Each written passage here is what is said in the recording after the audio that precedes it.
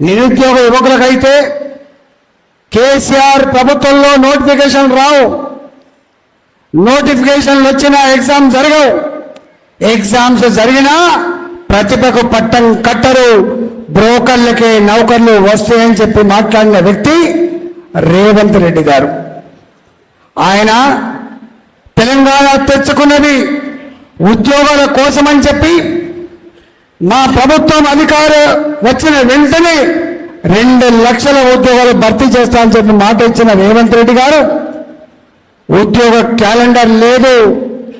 ఇవాళ టీచర్ల నోటిఫికేషన్ కావచ్చు, గ్రూప్ 2 నోటిఫికేషన్ కావచ్చు, ఇంకా ఇతరత్ర నోటిఫికేషన్ కావచ్చు, 500, 400, 11,000 తప్ప 2 లక్షల ఉద్యోగాలు నోటిఫికేషన్ ఇవ్వలేదు.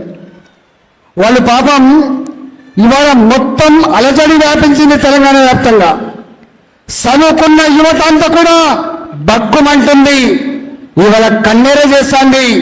ఈ ముఖ్యమంత్రి మీద యుద్ధం ప్రకటించింది, ఈ ప్రభుత్వం మీద అవిశ్వాసం ప్రకటించింది తెలంగాణ చదువుకున్న యువత. ఇవాళ చివరికి వాళ్ళు అంటున్న మాట ఏంటంటే, నీ 2 లక్షల ఉద్యోగాలు దేవుడు అడుగు, నీ నోటిఫికేషన్లు గంగలమోని, కానీ ఇచ్చిన నోటిఫికేషన్లైనా మేమందరం రాసుకోవడానికి ప్రతి ఉద్యోగానికి ప్రతి వ్యక్తి ఎలిజిబిలిటీ ఉన్నది. ఇవాళ టీచర్ నౌకరు రాష్ట్రాల్లో గ్రూప్ 2 రాయకపోతుండే, ఇంతకుముందు గ్రూప్ 2 రాష్ట్రాల్లో గ్రూప్ 4కు రాయకపోతుండే.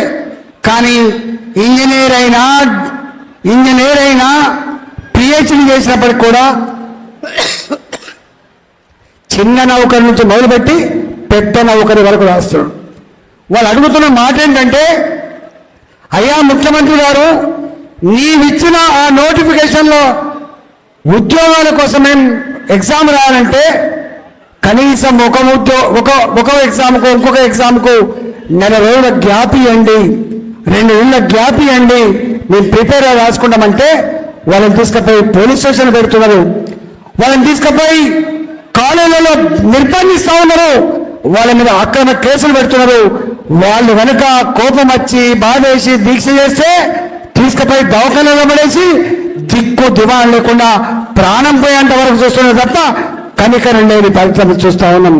మాకు నిన్న నుంచి 100 మంది ఫోన్ చేస్తున్నారు, అన్నా మేము చచ్చిపోతున్నా కూడా కనికరం లేదా ఈ ప్రభుత్వానికి, మీరైనా నోరు విప్పండి, మీరైనా రిస్కులు రండి అని చెప్పి ఇలా మాట్లాడుతుందంటే 6 నెలల కాలంలోనే ఇవాళ మొత్తం చదువుకున్న నిరుద్యోగ యువతకి ఈ ప్రభుత్వం మీద భ్రమలు తొలగిపోలే కాదు, ఈ ప్రభుత్వాన్ని గద్దెదించేంత వరకు మేము నిద్రపోమని చెప్పి శపథం చేస్తున్న ఆందోళన అలజడి తెలంగాణలో మన పిల్లలు చేస్తున్న విషయం మనం మర్చిపోవద్దు.